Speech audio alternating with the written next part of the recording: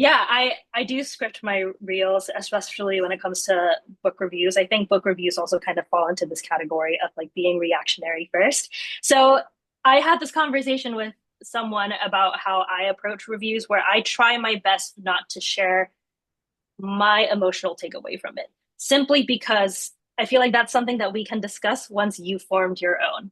I don't like to read other people's emotional responses to books because I feel like that's only setting you up for failure. If someone's like, "Oh, this book changed my life," and I'm like, "Hold on, it didn't change mine. It's bad."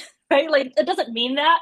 So I think presenting what the book is about, presenting what the themes are in here and what stood out to me most and what it kind of like opened for me is how I like to approach my reviews, my content, and inviting people to join in on that. And when people do pick up the book, we can then discuss, okay, what did you think? How did it make you feel? And I think that's exciting. It furthers the conversation instead of like stopping it at the 30-second mark.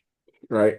And I think you're spot on with the reviews thing too. Like we think about that a lot. Like one of the things that we implemented, kind of like the Rotten Tomato, where you have like critical reviews and you have audience reviews. Because then it's like, because a lot of times when you see reviews now, what you're saying is true. It's like I give this a 3 because I just hate this, or I did. It's like a very much an emotional kind of review on that side. So I think it should be like to your kind of to your point. We should have two sides, so you can like, all right, here's what critics are saying, whether they hate it or not, that's fine. But you get to see the duality of like the review, so it gives you more of more of a understanding of what if whether you will or may not like the book. Because one of the things we talked about with a couple of other content creators on is like you might say something that you really hate about the book is the exact same reason why I would love the book. You know what I mean? And so like sometimes when people Absolutely. say that, you're like, okay, wow, I might actually go check this book out then. Absolutely. There's a book that I did not like personally. It was just not my taste.